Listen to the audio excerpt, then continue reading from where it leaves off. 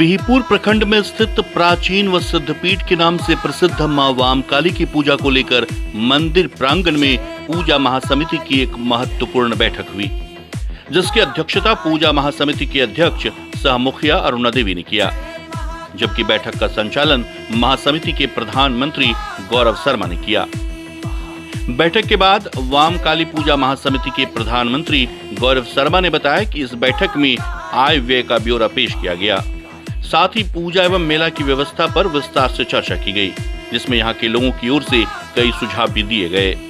पिछले साल के आय व्यय का ब्यौरा प्रस्तुत किया गया और पिछले साल बहुत ही अच्छे ढंग से काली पूजा संपन्न कराने के लिए सबों का आभार व्यक्त किया गया। और इस साल काली पूजा किस दिन होना है, विसर्जन कब होना है, और सारे लोग मिलजुल कर पिछले साल की भांति बहुत अच्छे तरीके से पूजा संपन्न कराएं, इस बात पर सारी चर्चा हुई। और ये फिक्स हुआ है कि इस बार 12 नवंबर को काली पूजा होगा रात में 10 बजे से, और 13 को 10 साढ़े 10 बजे विसर्जन के लिए प्रतिमा को वेदी से उठाया जाएगा। हर साल कमेटी की तरफ से ये प्रयास रहता है कि जितने ज़्यादा से ज़्यादा श्रद्धालुओं का सहयोग किया जाए, किसी प्रकार की कोई कमियां नहीं आनी चाहिए।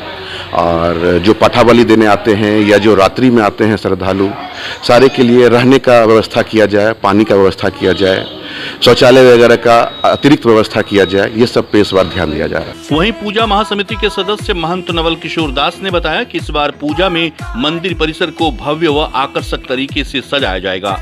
साथ ही इस बार श्रद्धालुओं को किसी भी तरह की दिक्कत नहीं हो, इसके लिए पूरे मंदिर परिसर व मेला परिसर में सीसीटीवी कैमरा लगाकर हर पल उसकी निगरानी की जाएगी। साथ ही समिति के युवा कार्यकर्ता भी व्यवस्था में पूरी तरह से मुस्तैद रहेंगे और प्रशासन से भी विशेष सहयोग इसमें लिया जाएगा। खासकर महिला सिपाही की अधिक मांग भी की जाएगी, ताकि कोई भी असामाजिक तत्व मेला व पूजा में खलल नहीं डाल सके। जय त्वं देवी चामुंडे, जय भूतारती हारिणी, जय सर्वगति देवी कालरात्रि नमोस्तुते। बिहिपुर की मां वाम काली एक प्रसिद्ध शक्तिपीठ है। इनको देखने के लिए, इनका दर्शन करने के लिए देश के कोने कोने से लोग आते हैं। जिनकी भी मन्नतें पूरी होती है, जिनकी मुरादें पूरी होती हैं, वो एक बार इनका झलक देखने के लिए, इनका दीदार करने के लिए एक बार अवश्य आते हैं। ये बहुत शक्तिशाली हैं, इनकी बहुत बड़ी महिमा है। जो भी इनसे कुछ मांगते हैं तो मैया उनको जरूर देते हैं, और यही कारण है कि इनकी प्रसिद्धि जो है हिंदुस्तान के कोने कोने में फैली हुई है।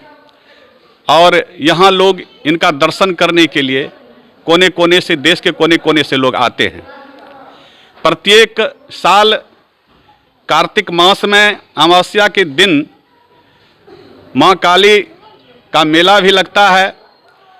माँ काली की भव्य प्रतिमा बैठाई जाती है, और चूँकि मेला में काफ़ी भीड़ होती है, हजारों की भीड़ होती है, इसलिए कमेटी के सभी सदस्य मेला व्यवस्था में मुस्तैद रहते हैं।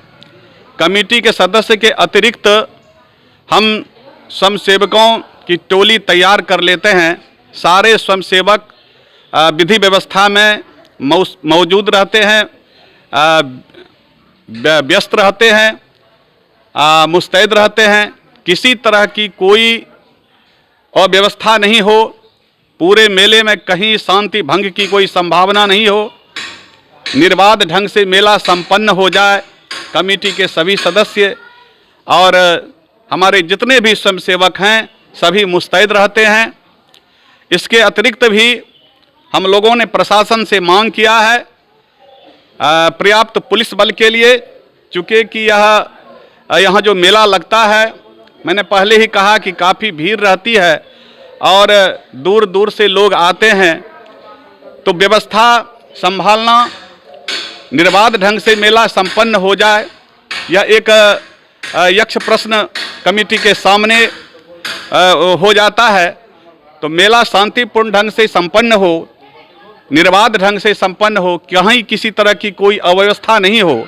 इसके लिए हमने प्रशासन से मांग किया है कि यहाँ पर्याप्त पुलिस बल भी मौजूद रहे और हमने महिला पुलिस बल की भी मांग की है प्रशासन से और हमको आशा है कि पुलिस बल तो रहेंगे ही और साथ ही साथ हमने जो महिला पुलिस बल की मांग की है प्रशासन इस मांग को भी अवश्य पूरा करेंगे और मेला को सुचारू रूप से संपन्न कराने में प्रशासन हमारी मदद करेंगे और साथ ही साथ मेला में कहीं किसी तरह की अप्रिय घटना नहीं हो, तो इसलिए मेला परिसर, मंदिर परिसर और मेला परिसर, पूरा मेला परिसर जो है सीसीटीवी के जद में रहेगा।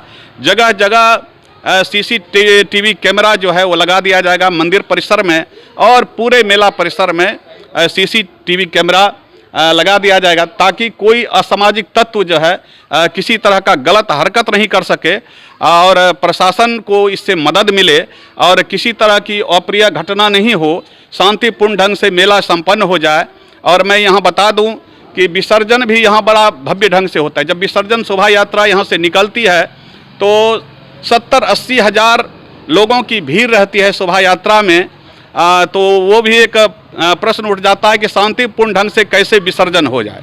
तो ये समस्या हम लोगों के सामने आ जाती है, तो इसके लिए भी हम लोग मुस्तैद रहते हैं। यानी पूरे जिस समय से पूजा शुरू होती है जब तक विसर्जन नहीं हो जाती है तब तक हम लोग पूर्ण रूप से जो है मुस्तैद रहते हैं। कहीं भी किसी तरह का की ढिलाई कोताही हम लोग नहीं रखते हैं और शांतिपूर्ण ढंग से मेला संपन्न हो जाए, विसर्जन भी संपन्न हो जाए, इसकी व्यवस्था हम लोग करते हैं। वहीं वामकाली मंदिर के प्रधान पुजारी जयंत शर्मा ने बताया कि इस बार 12 नवंबर रविवार को मां वामकाली की पूजा होगी। संध्या 4 बजे मां पिंडी पर विराजेंगी। उसके बाद संध्या महाआरती होगी। फिर रात्रि 9 बजे से विधिवत मां वामकाली की निशा पूजा शुरू होगी, जो अहले सुबह बलि व हवन के साथ संपन्न होगी। 13 नवंबर सोमवार को सुबह 10 बजे मां की प्रतिमा का विसर्जन स्थानीय थाना घाट सरोवर में पारंपरिक तरीके से किया जाएगा। यहाँ 12 नवंबर को पूजा होगी, निशा पूजा होती है। वह पूजा रात में 10 बजे से शुरू होगी और महाशक्तिशाली पीठ की पूजा होती है। तांत्रिक विधि से पूजा होती है। यहाँ बहुत से सारे श्रद्धालुओं की यहाँ मनोकामना पूरी होती है।